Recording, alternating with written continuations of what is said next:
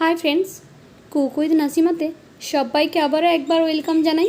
প্রতিদিনের মতো আজকেরও চলে এলাম নতুন আরও একটি রেসিপি নিয়ে আপনাদের সামনে। তাহলে চলুন কথা না বাড়িয়ে এই রেসিপিটি শুরু করে দিই। প্রথমে আমি 3টে উচ্ছে নিয়েছি, আর উচ্ছেগুলোকে একটা ছুরির সাহায্যে গোল গোল করে কেটে নিচ্ছি। খুব বেশি পাতলা করা যাবে না, আর একেবারে অনেক বেশি মোটাও নয়।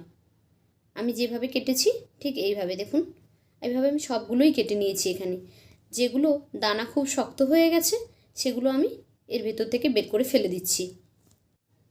এখন উচ্ছেগুলোকে আমি একটা বোলের মধ্যে ট্রান্সফার করে নিচ্ছি, আর এখানে বেশ অনেকটা পরিমাণ লবণ আমি দিয়ে দিচ্ছি, যতটা লাগবে তার থেকে একটু বেশি। এখন এটাকে 10 মিনিট আমি ম্যারিনেট করে রেখে দিচ্ছি, আর এর ভেতর থেকে ততক্ষণে পুরো তেতো জলটা কিন্তু বাইরে বেরিয়ে যাবে। তাহলে উচ্ছেটা খেতে আর অত বেশি তেতো লাগবে না। তাই এখন সমস্ত জলগুলো আমি ভালোভাবে হাত দিয়ে চিপে চিপে বের করে দিয়ে এটাকে ধুয়ে নিয়েছি আরেকবার ভালো করে। এখন গ্যাসে আমি একটা প্যান বসিয়ে দিয়েছি, তার মধ্যে অল্প সাদা তেল দিয়ে 1 টেবিল চামচ মতো সাদা তেল দিয়েছি। দিয়ে উচ্ছেগুলোকে আমি এখানে ফ্রাই করে নিচ্ছি। দুটো সাইড হালকা করে আমি ভেজে নেব। তো এখন একটা সাইড হয়ে গেছে, এই যে আমি উল্টে দিচ্ছি সবগুলো। এর থেকে কিন্তু বেশি ভাজবো না, বেশি কড়া করে ভাজার দরকার নেই, যেহেতু আমরা এটা রান্না করব সেই জন্য। আরেকটা সাইড হয়ে এলে এগুলো তুলে নেব। দুটো সাইড হয়ে গেছে, এখন আমি এগুলোকে তুলে নিচ্ছি। তুলে নিয়ে ওই একই কড়াইতেই কিন্তু রান্না করব। আমি এখন এখানে একটা ছোট সাইজের আলু নিয়ে নিয়েছি। আলুটাকে আমি আগেই সেদ্ধ করে নিয়েছি। এখন ওই তেলের মধ্যে আলুটাকে একটু ফ্রাই করে নিচ্ছি। আলুটা ফ্রাই করা হয়ে গেছে, এবার আমি আলুগুলো সব তুলে নিচ্ছি। এখন ওই একই তেলের মধ্যেই দিয়ে দিচ্ছি আমি আধা চামচ গোটা জিরা, আর তার সঙ্গে আর দিয়ে দিচ্ছি আধা চামচ হিং। গোটা জিরা আর হিংটা যখন ফুটতে শুরু করবে তখন এর মধ্যে দিয়ে দিচ্ছি একটা পেঁয়াজ কুচি। পেঁয়াজটা একদম খুব কুচি কুচি করে কেটে নিয়েছি আমি এখানে। আপনারা চাইলে এটা পেস্ট করেও ব্যবহার করতে পারেন। তো পেঁয়াজটা একটু লালচে করে ভেজে নিলাম। এখন এখানে আধা চামচ আদা রসুন বাটা আমি অ্যাড করে দিলাম। এটা দিয়ে আবার খুব ভালোভাবে নাড়াচাড়া করে নিচ্ছি, আদা রসুনের কাঁচা গন্ধটা চলে যাওয়া পর্যন্ত। এখন এটা কষানো হয়ে গেছে। এবার আমি দিয়ে দিচ্ছি আধা চামচ হলুদ গুঁড়ো, তার সঙ্গে দিয়ে দিচ্ছি আধা চামচ লঙ্কা গুঁড়ো। আমি এখানে কিন্তু খুব বেশি মশলা ইউজ করছি না, অল্প একটু জল দিয়ে দিলাম যাতে মশলাটা পুড়ে না যায় সেই জন্য।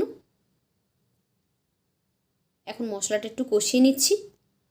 এবার এর মধ্যে দিয়ে দিলাম পোস্ত ও কাঁচা লঙ্কা বাটা। 2 চামচ মতো আমি এখানে ইউজ করেছি পোস্ত কাঁচা লঙ্কা বাটা।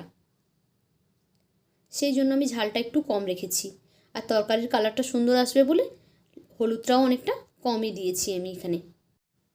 সমস্ত মশলা এখানে আমার খুব ভালোভাবে কষানো হয়ে গেছে, মশলা থেকে তেল ছেড়ে দিয়েছে, তাই আমি এখানে জল অ্যাড করে দিলাম। গ্রেভি অনুযায়ী জলটা অ্যাড করবেন, যে যেমন গ্রেভি রাখতে চান। উচ্ছে তো তেতো জিনিস, সেই জন্য আমি খুব বেশি জল দিলাম না, এখানে অল্প একটু জল দিয়েছি।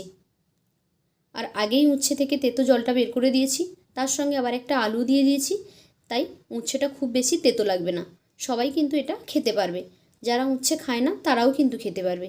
এই পর্যায়ে আমি দেখে নিয়ে একটু লবণও অ্যাড করে দিলাম। এখন এটাকে আমি 5-6 মিনিট মতো রান্না করে নিচ্ছি। দেখুন 5-6 মিনিট মতো আমি রান্না করে নিয়েছি। একদম গ্রেভিটাও ঠিক হয়ে এসেছে, তরকারিটাও দেখতে খুব সুন্দর লাগছে। তো রান্নাটা আমার এই পর্যায়ে হয়ে এসেছে। আমি এখানে 2-1টা আলু ভেঙে দিলাম গ্রেভিটা আরও বেশি ঠিক হয়ে যাওয়ার জন্য। উচ্ছেগুলো ভাজা ছিল আর আলুটাও ভাজা ছিল, তাই বেশি সময় লাগলো না রান্নাটা হতে। এখন ওপর থেকে অল্প একটু ধনেপাতা কুচি ছড়িয়ে দিলাম, দিয়ে গ্যাসটাকে বন্ধ করে দিচ্ছি। এখন দেখুন রান্নাটা আমার একেবারেই কমপ্লিট। তো গরম গরম ভাতের সাথে খুব সুন্দর লাগবে। তাহলে অবশ্যই একবার বাড়িতে ট্রাই করে দেখবেন আমার এই রেসিপিটি। তো কেমন লাগলো আজকের আমার এই রেসিপি? যদি ভালো লেগে থাকে তাহলে লাইক, কমেন্ট অ্যান্ড শেয়ার করবেন।